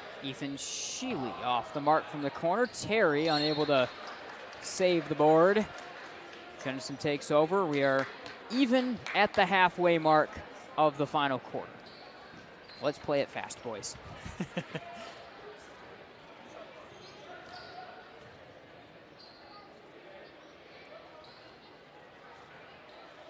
And stay with us, second stream tonight. Girls, interesting game. First-year head coach Mike Van Hecken for the Bulldogs. His team off to an interesting start. They won against Hart, who went to the D3 Final Four last year to open the year. Nice outlet pass to Perry, and he'll go to the line. But they open the year with a win at the Petoskey tournament against Hart, a reigning Final Four team in Division III, and then have lost their ensuing games. And then a Jenison team also kind of finding their groove a little bit, but a team that won a district last year. Selena Titus, the younger sister of Brady Titus, the former standout from Tri-Unity Christian, on their roster. As I think, is that the first point in the year for Alex Perry, I believe? Could be, yes, I believe, as far as on our area for sure. Yeah. Grandville, by the way, we don't have the coverage. They are back at it tomorrow. They're playing Grand Blanc at 8 o'clock in the main game at the Grand Blanc showcase going on. So Saturday Night Hoops, I will tell you if I knew exactly what the coverage was. We'll retweet or repost anything that there is out there for coverage in that game. But unfortunately, with our schedules and our whatever, we decided that the 3.5-hour trip to Grand Blanc for the 8 o'clock game on Saturday of the showcase that likely is being covered by other outlets, we didn't quite work out. So Grandville back at it tomorrow. If the Bulldogs beat Grand Blanc at Grand Blanc in a showcase sort of moment, the marquee game of that showcase, I mean, you think we're ringing the bell of this team already. Get ready for what we're going to bring the next week. Carter Wade flying to the basket, can't quite get the finish. Dogs will keep it for the time being, but certainly a tough matchup, and a team in Grand Blanc that traditionally is just going to bring more athleticism than really almost anyone in the OK Red that Grandville is going to see. Yeah, definitely going to be a tough matchup for the Bulldogs, especially quick turnaround after this game here tonight. But I think definitely they play a competitive game there, especially if they win that one. The hype really going to start to pick up after the Bulldogs have been playing some really good basketball to start the year. Perry, as we're inside 250, gets stripped of the ball. It'll stay with the Bulldogs.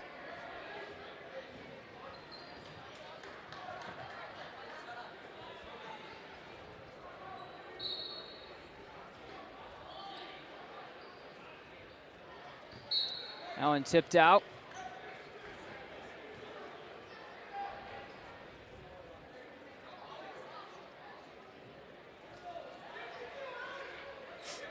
So our coverage tonight, by the way, is we flip it over to that girls game. We're essentially going to do no pregame show on the first game and then do a combined pregame, postgame as we get into things on the second stream. So keep an eye out for that foul as Undersma gets his hand in there.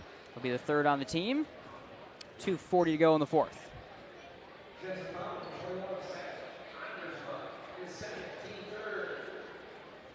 Second on the junior. Wade throws in corner to Perry. Works the baseline, whips the hands free, goes to the line with 2.5 plus some. Perry making the most of his opportunity late here in this game, able to get a couple points at the free throw line earlier, driving strong to the basket, doing so again here, and get a couple more looks. Third foul on Householder. Fourth on the team, so the Bulldogs will have some free throws coming up here as well.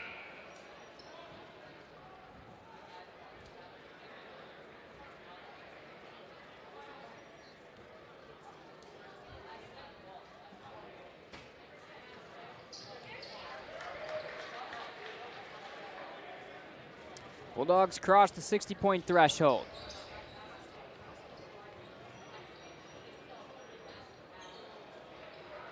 Triple try off the mark for Nolan Kennedy. Grandville takes it with 2.5. Landon Terry will check back in here for the Bulldogs.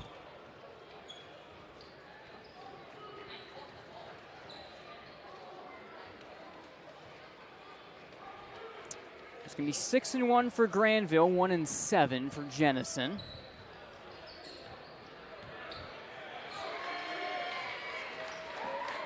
Connolly for Terry, going to the line.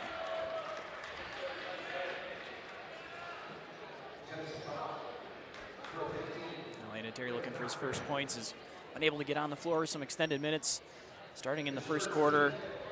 Been playing quite a bit, been a big part of the rotation and getting some opportunities. Trying to look for his first points though.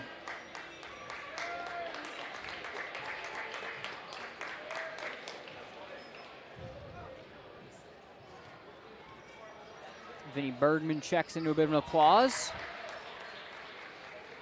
Terry able to hit the second at the stripe. 61-29 ball game with about 2:10 to go.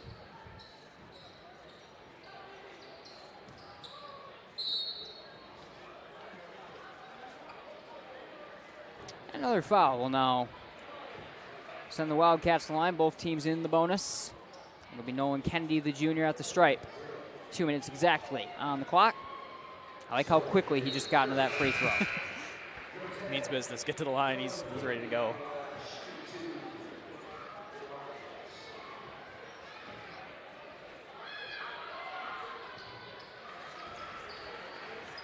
Good work by Kennedy at the line. Hits them both. Lead back to 30.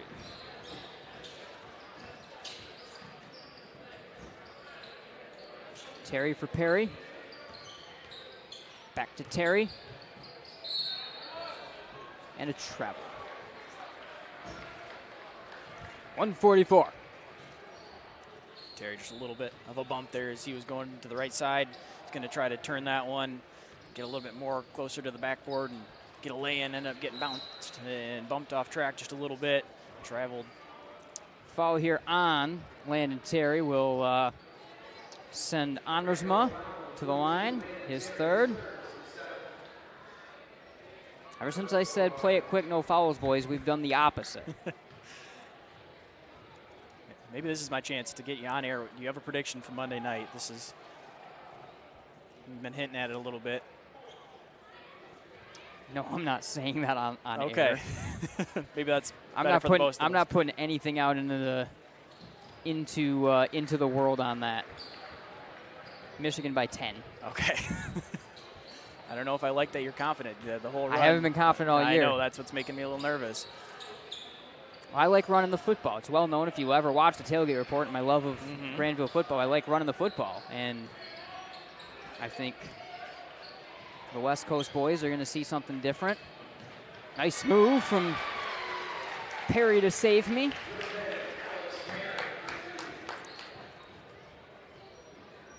Yeah, I don't know. I don't like being put on the spot and on record on that. Okay. I think that could be bad for all of us.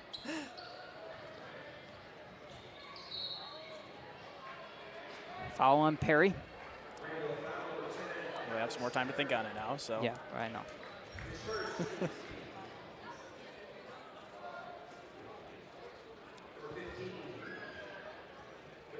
I mean, I'm not a betting man, and neither are you. Yep. I would probably be comfortable at the 4.5 number. Okay. If that's where it happens to be. Okay. Like I said, not a betting man. Okay. Good to know. Because neither are you. No.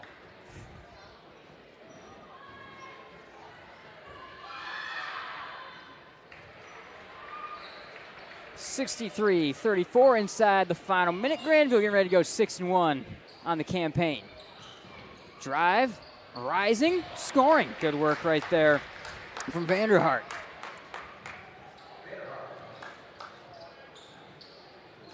Malachi Harris tries the triple. Vanderhart skies for the board. Pushed on to Bergman. Rejected in the lane. Jenison will take it for the foul. 23 seconds.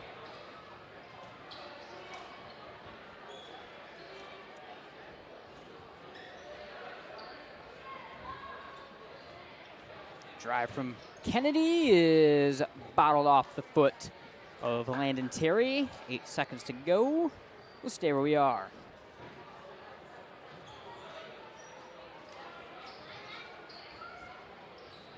Inbound feed to Malachi Harris. Up top, Andersma tries the triple.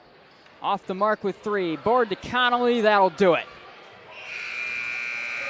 Bulldogs open up. Okay, red play with a W. And Grandville goes to 6-1 on the season. Jenison falls to 1-7 as the Dogs have got a complete performance in this one, start to finish. Like I said, we'll do a very abbreviated version of the Centennial Securities halftime or post-game show. CT before we work things over for the start of the girls broadcast, which was scheduled to start a few moments ago.